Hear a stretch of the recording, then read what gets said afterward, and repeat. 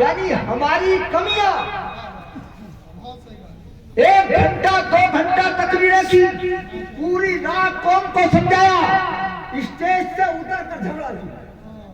नजराना तो 25,000 तय था, 20,000 कैसे दे?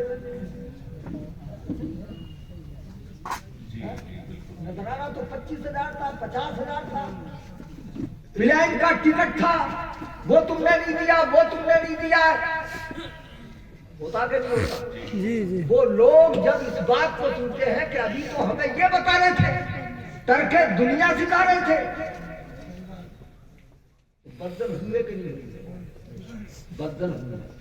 एक साहब, एक मुफ्ती साहब है, मैं नाम नहीं बताऊंगा, मगर वो ऐसे ही बात शुरू हो गई। जलसे में गए हुए थे, वहां कयाम गाह पे बैठे हुए थे,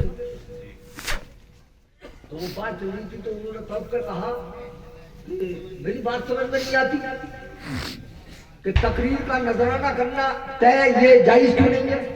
जब मुदर्रिस की तनख्वाह तय हो सकती है, इमाम की तनख्वाह तय हो सकती है, तो फिर तकरीर करने वाले की तकरीर की भी कोई उजरत तय हो सकती है। वो 2-3 आलिमों से बात कर रहे थे, अभी वो उन्होंने अपनी शर्म दबाने के जरिए उन्हें दबा लिया। मैं लेटा हुआ था, फिर मुझे उठना पड़ा। मैं उठकर बोला, मैंने कहा मौलाना साहब, मुफ्ती साहब, मैंने कहा क्या कह रहे हैं आप? कि मेरी ये बात समझ में नहीं है कि नजराना तय करना जायज क्यों नहीं है?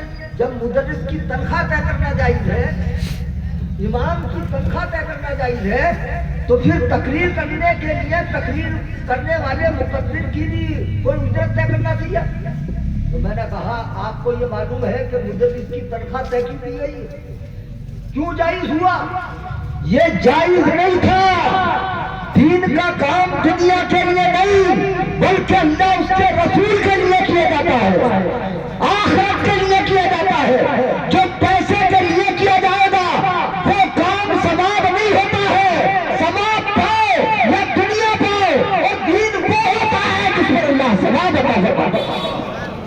बेशक बेशक मगर हालात ऐसे बने, हालात ऐसे हुए कि लोग दुनिया की तरफ माइल हुए और इन कामों की तरफ रग़बत कम हो गई।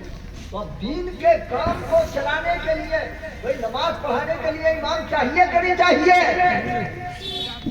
लोगों के हालात इधर से बिगड़े कि तनख्वाह तय नहीं, उजरत तय नहीं, तो कोई 1 रुपया देने के लिए इमाम को तैयार नहीं। अरे हालात है कि नहीं है? शादी होती है तो लाखों रुपए उठाता है, और इमाम का जब निकाह पढ़ाने का नजराने की बात आती है तो झगड़ा करा, बात सही कर, तो बमुश्किल जो तय होता है वो दे पाता है, बमुश्किल होता है वो भी। इतने हो गए, इतने हो गए। अगर तय ना किया जाए तो हजारों में इक्का दुक्का कोई होगा, वरना 100 रुपए नजराने में नहीं देगा, निकाह पढ़ाने देगा। मेरी कौम, तुझे बुरा लग रहा है? ये हमारे अंदर है, हमारे अंदर। अब से 20 साल पहले मुरादाबाद में एक निकाह हुआ, इशारा समझिए मेरा। वहां पर एक मौलाना ने निकाह पढ़ाया, 4 लाख रुपए निकाह पढ़ाने का नजराना उन्होंने दिया, मगर वो तुम में नहीं थे। समझ गए बात? वो तुम नहीं थे। जहां पर उलमा की कदर की जाएगी, दीन की कदर की जाएगी, दीन बढ़ेगा। और जब गलत लोगों की कदर होगी तो गलत बातें बढ़ेंगी। आज तुमने इज्जत किसे दी है? किसे दी है? जलसों में इज्जत किसे दी? समझ गए होगे?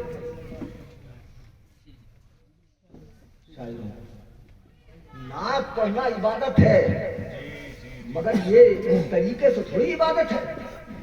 जो तरीके तुम्हारे हैं, इस तरीके से थोड़ी इबादत है। तुम्हारे नफ्स को मदारा, ये इबादत है।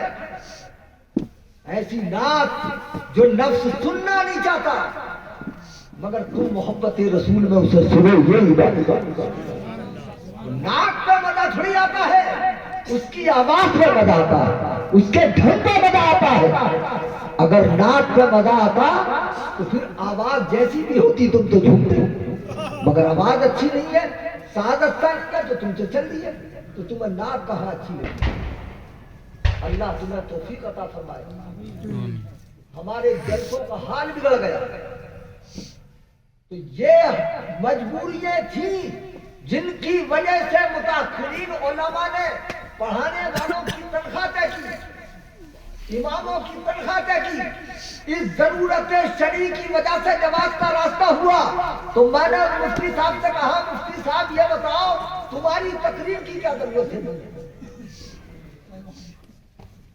दीन को तुम्हारी तकरीर की क्या जरूरत है? अगर तुम तकरीर ना करो तो क्या दीन का कोई काम घट जाएगा?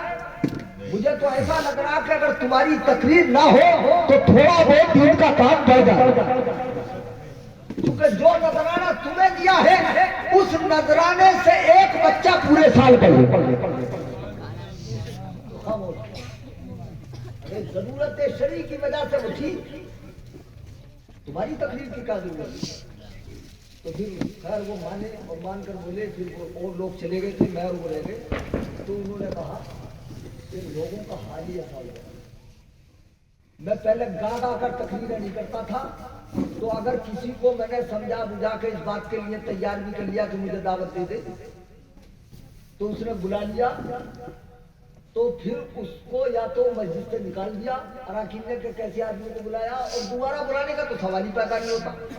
लेकिन जब से मैंने ये गा गा कर और मतलब लोगों को चुटकुले सुना सुना कर तकरीर करना शुरू की है, तो आप यकीन कीजिए 16 मरतबा एक जगह जा चुका।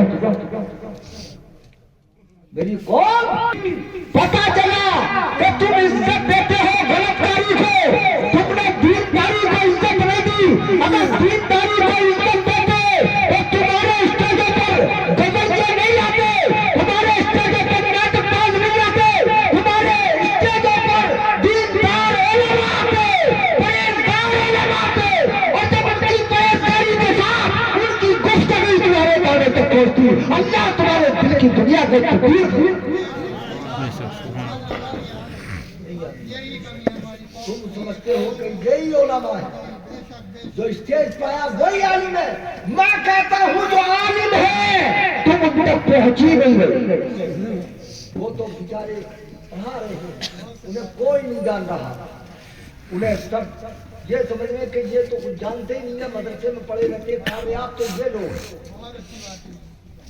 तो कौम सुधरेगी के बिगड़ेगी। हजरत मुफ्ती तैयब अली साहब, अल्लाह ताला इनकी उम्र में बरकत अता फरमाए, कैसे मदरसा चलाने, मेरे सब हालात तबादले ख्याल कभी कभी होता रहता है, कैसे मदरसा चला रहे हैं हजरत मुफ्ती नसीम साहब, और कैसे कनात के साथ सब्र के साथ इन्होंने मुझसे कहा, मैं कहा जाऊं, इन्हें लोग तिलारियां भर भर कर लोग इन्हें लेने के लिए इनके घर पर पहुंचे।